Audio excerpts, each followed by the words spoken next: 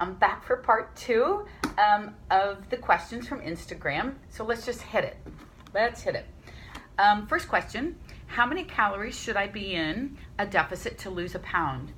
Interesting question, interesting way to look at it. I think you're going to be spinning your wheels if you're trying to find that particular number that's going to have you lose a pound, because if you're looking at the scale that closely, you're going to see the scale fluctuate pounds a day sometimes. And if you look at the scale and think it went up 2 pounds overnight and you have gained fat, you're going to be adjusting your calories and thinking, oh, I'm eating too much. And then you will never settle in on a number. You could go back and forth with this all the time, because you've heard me say, and you've heard a lot of people say, the scale fluctuates every single day, and it does.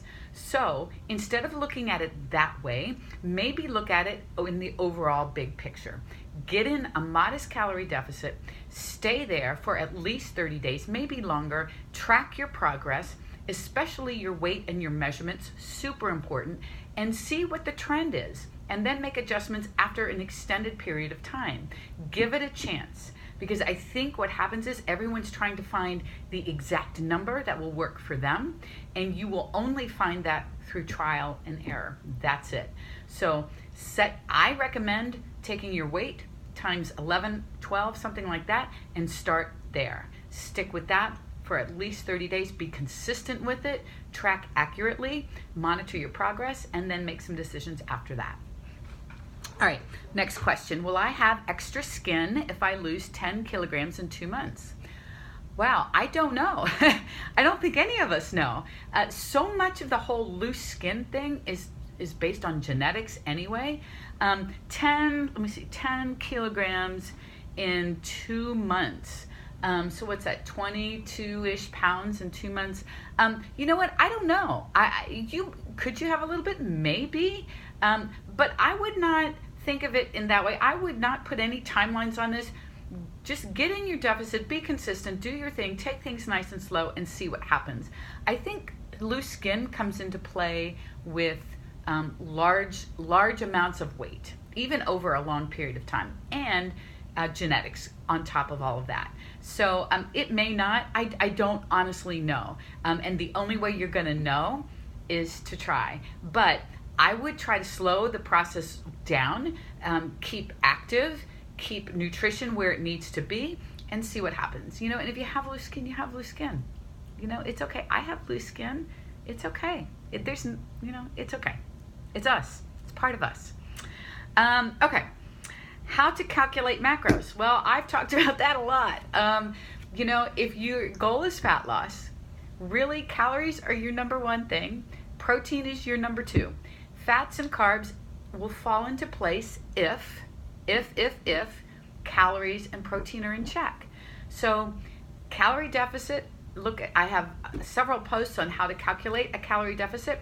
And for protein intake, take your goal weight, whatever your goal weight is in pounds, multiply that by 1, and that's what you aim for. Will you hit that all the time? No. But that's what you aim for. You may go over it sometimes too. That's okay too. But it's the easiest calculation. It makes it really simple. You don't have to do point this. You could 0.7 or whatever, but aim for 1 gram of protein per pound of goal weight and stick with that. And fats and carbs, you don't even need to worry about. They will fall into place if calories are in check and protein is in check. Okay, so let's keep it as simple as we can. All right. Next question. I am worried about overworking muscles in a single workout, concerned about injury. So I don't know what your workouts look like, so it's kind of hard to comment on that. However, the chances of you doing that are probably not great. Elite athletes rarely do that, and they work out a whole lot more than we do. So you probably won't overuse or get hurt from that unless your technique is off or the volume is really significant. So I wouldn't worry about that.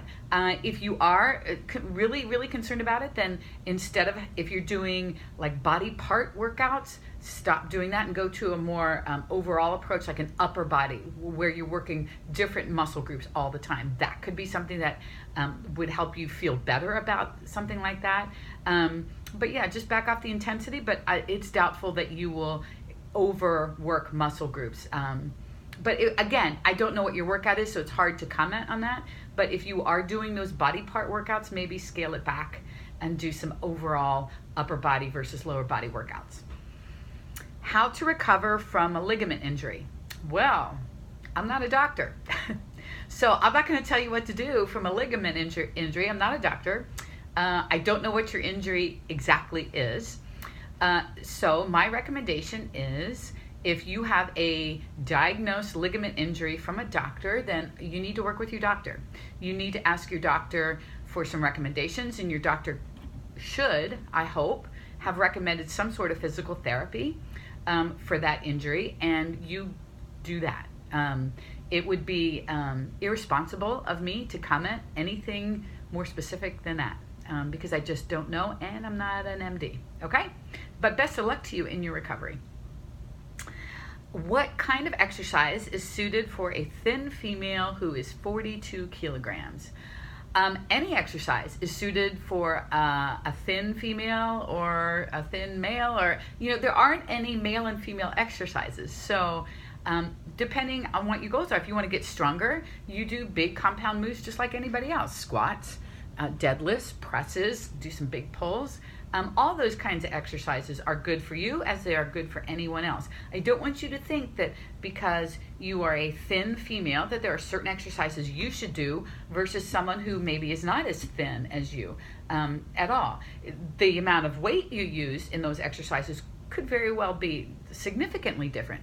That's fine, but the exercise itself, there's no difference. You just may have to not use as much weight at the beginning. Who knows? But don't think of it exercises that way. There are no specific exercises targeted for thin females or thin males or whatever, okay? But just be careful with the weight that you use and build up strength gradually. Best way to build muscle if I can't lift heavy due to arthritic hips? Interesting question. There's so much research out there on how beneficial strength training is to arthritis. So there's kind of this, well, it hurts to do this, how do I do this if it hurts, and all that kind of thing. So I think you have to be obviously smart about it and start small and work your way up. And the exercises that you do, first of all, you want to find exercises like squatting all the way to the ground, for instance. Probably not a great thing for you to do with a lot of weight right now, and maybe not a great thing for you to do with no weight right now, depending on your hips. So squats a great exercise. Squats can be done correctly, would really be beneficial. However, get to that point where you can do it pain-free. So perhaps, and I'm using this one as just as an example, instead of trying to do a full squat, do a box squat. Get a box or a bench that is at least at parallel, which means when you sit on it, your hips are parallel to the ground or even a little bit higher than parallel to the ground. You start with that. So you're going to squat down to that box. Basically, you're going to sit. You're going to send your butt back and down to the box, and you're going to sit down. And with the box being that high, meaning where your hips are parallel or higher, you're not putting a lot of stress on your hips yet. You're getting them used to that movement and getting them strong there. And then what you can do is lower the box gradually. And you control the descent to the box, and you control pushing up from the box. That's how you get stronger. You can do it without weight. You can gradually add weight to that. A lot of things you can do. But I just use the squat as an example because I think that's one that can, hurt your hips if your technique's not on point too. So start with a box, parallel or higher. It would be like sitting in a chair. And just work on not plopping down, but actually controlling yourself down. This is how you start building up strength, and work from that, and gradually add weight.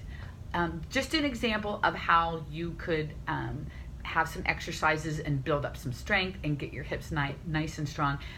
Will it ever completely go away? I don't know. I don't know about that. It may or may not. But I am convinced that you can train around anything, and that may mean finding some hinge movements that work for you, like a single leg RDL might be something to try.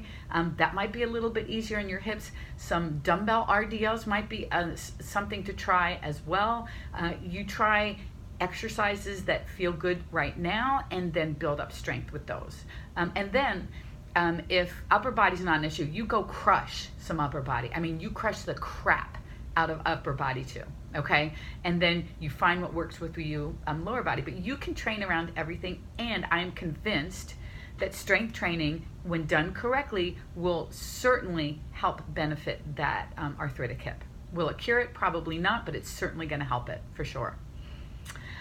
Okay, my take on intermittent fasting. Great question. And great timing too, because Jordan just put out on his YouTube probably the most comprehensive video on intermittent fasting that I have ever seen. And I encourage you to go to Jordan Syatt's YouTube and watch his video on intermittent fasting. He just put it up there yesterday. It's like a course, so it's like 40 some minutes long, but it will answer every single question you have about intermittent fasting for sure. So go do that. Absolutely go do that. Quickly, my take on it is very much what he said in the video. I think it's a great way to structure meals for some people, not everyone. If you are susceptible to eating disorders and binge eating, it's probably not the best for you. However, if you are someone who mindlessly snacks kind of during the day and these little calories that add up, it could be really, really good for you, because you are condensing your eating window. So instead of eating all day into the night, you've condensed your window to here. So you're getting all your calories in this shorter period of time. And because of that, your meals are bigger. And because of that, you're fuller. You're less likely to feel the need to go snack on something. So snacking can be cut down dramatically. Some people like the structure of it. Some people that don't like to eat breakfast, this is a great option for you, because you don't really have to eat breakfast. You can start eating at noon or 11 or whatever time frame you pick. There are different ways to structure intermittent fasting too, and Jordan goes over all of those in his video. It's so good, you guys. I want you to see it. But here's the thing. Intermittent fasting is not magic. It will not work if you are not within your calorie range. And I think that's one of the biggest myths about intermittent fasting. People seem to think that you can eat however much you want in this short window of time, and that's not true. You still need to be, if you're trying to lose fat, you still need to be in a calorie deficit. So if your daily calories are, I'm making this number up, 1,800, let's say. So 1,800 calories, you have to get 1,800 calories within this small window of time instead of this bigger window of time. That's the only thing that changes, is just the amount of time that you eat. So the calorie deficit is still the most important thing. Whether you do it here or here, it doesn't matter. So just keep that in mind. It's not magic. It works great for some people, and it doesn't work great for others. Your schedule can determine a lot of that. I know for teachers, you sometimes you can't decide when you eat, so that can be problematic if you have a structured schedule and you can't eat freely whenever you want. So many factors with that. But in general, if you're a binge eater, I don't know if that would be the best one for you. If you are a mindless snacker, it could be a really good one for you. So you can certainly give it a try, but be sure and check out Jordan's intermittent fasting video for sure. Fat loss diet for 1,000 calories. Wow. Okay, so a couple questions regarding that. One is, where did the 1,000 calorie number come from? Like, how did you arrive at 1,000 calories being the appropriate number for you? I would be curious about that. That is very, very low and not sustainable over any length of time, really. So I would caution you on that. And as far as, I don't know if the question means what to eat on that, you have to determine that. Here's the thing. You need to determine what food you're going to eat on your diet. I don't do meal plans for my clients. I don't do meal plans for anybody, because I really feel like if I tell you what to eat, first of all, I'm going to be picking things that you don't like, probably, and you won't eat it. So what's the point? You need to figure all that out. But my bigger concern here is the 1,000 calories. Like, I think that is dramatically low for most people. unless you're very petite and don't weigh very much at all, I think 1,000 calories is too low. And I would look at that again, take your body weight, multiply it by 11 and 12, and use that number. And then what to eat on that number, you need to decide that. And I would make a list of all the protein sources that you like and start building your meals from that list. That will ensure that you get enough protein at every single meal, and then you can add in your carbs and whatever else you want, your fats, whatever else you want, that still stay within your calorie range, okay? And that way it's tailored to you. Okay, doing 3 days full body workouts, going over an hour, suggestions on how to shorten it. Well, 3 full body workouts are going to take a long time. Full body workouts take longer than if you did a kind of split. So my first suggestion would be to scrap the 3 full body days and turn it into a lower body day, an upper body day, and then a full body day. You're still getting all the benefits. You're going to cut down on your time. Once you start getting full body out of the component, it kind of shortens itself up. It will move faster for sure, and you'll have only 1 full body day as opposed to 3. That's one way to do it. The other way is take shorter rest times in between your workouts. I think if we're really analyzing how we use our time in the gym, I think we will find lots of dead time, whether we're either on our phone or we are resting longer than maybe we need. You can cut out time that way as well. I don't know what you're doing for a full body workout, so I don't know the quantity that you're doing right now, and maybe you don't need to do that much. I don't know, because I don't know your workouts. And feel free to message me if you want to send me your workouts. I would love to see them, and then I can be a little bit more specific. But my first train of thought for that is to maybe try and switch it to a low body day, upper body day, full body day. I think you'll save a lot of time just with that, for sure. So that's my question list for today. Thank you for submitting these questions. This was a lot of fun. I'm probably going to do more of these because I think it's easier to answer questions in this format than it is on these little short snippets that we can do on Instagram, okay? So if you have any follow-up questions to your question, please feel free to message me anytime, and we can have a dialogue about that for sure. So thank you for being here, and you guys have a great day. I am off to make some videos. Can't wait. Take care, you guys.